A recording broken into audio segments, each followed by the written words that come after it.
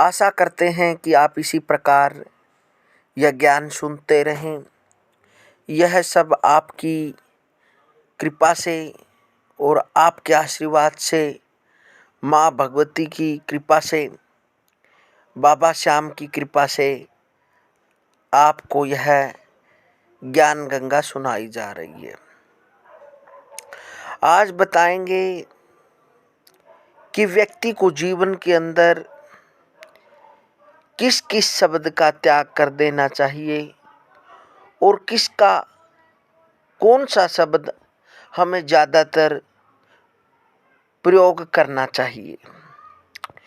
क्योंकि कहते हैं कि वाणी के ही कारण व्यक्ति सब कुछ कर सकता है। क्योंकि ज़्यादातर जो देखा गया है, व्यक्ति कार्य तो बहुत करते हैं लेकिन उनकी वाणी के कारण वह अपने कार्य को निष्फल कर देते हैं। क्योंकि वाणी भी तभी बोल व्यक्ति पाता है जब परमात्मा की कृपा होती है। क्योंकि यह गुण हमारे बुजुर्गों से, माँ बाप से मिलता है और संस्कारों से मिलता है और अच्छी संगत से प्राप्त होता है। यदि आपने दूसरे को ऊंचा दिखाना शुरू कर दिया तो समझ लेना कि आपके दुख दूर हो गए। जब तक आप दूसरे को नीचा दिखाएंगे या अपने से कमजोर समझेंगे, तब तक आप जीवन में कामयाबी नहीं कर सकते। और जीवन के अंदर यदि कामयाब होना है तो अहंकार को त्याग देना चाहिए। मैं शब्द का प्रयोग कम से कम करना चाहिए और आप शब्द ज़्यादा से ज़्यादा बोले। क्योंकि जब आपने यह दो शब्द जिंदगी के अंदर अपना लिए, निश्चय ही आपको सुख प्राप्त होगा। आप दुखी नहीं होंगे और आपके कार्य सफल होंगे और आपको लगेगा कि आपके अनेक मित्र हैं और आपको इस प्रकार लगेगा कि आपको अनेक मित्र चाहने वाले हैं, आपको बहुत चाहने वाले हैं, ऐसा महसूस होगा। इसलिए अहंकार को त्याग दे। वाणी के कारण ही व्यक्ति सब कुछ प्राप्त कर सकता है। इसलिए अच्छा बोले,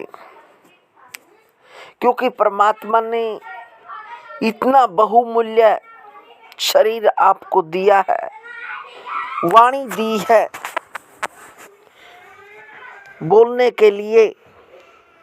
क्योंकि एक एक वाणी की कीमत वो जानता है जिसको वाणी प्राप्त नहीं है। जो गूंगे हैं वो जान सकते हैं कि वाणी की क्या कीमत है। इसलिए हर पल अच्छा बोले, मीठा बोले, कटु वाक्य न बोले और जिंदगी के अंदर किसी को ऐसा मत शब्द बोले कि दूसरे को दिल पर लगे। वाणी को हमेशा अच्छा रखें और कोशिश करें कि इस पवित्र वाणी में कुछ भी अशब्द ना हो। जो दूसरे को शब्द बुरा लगने वाला तो होता ही है, लेकिन आपकी वाणी पर भी प्रभाव पड़ता है, आपके शरीर पर पड़ता है।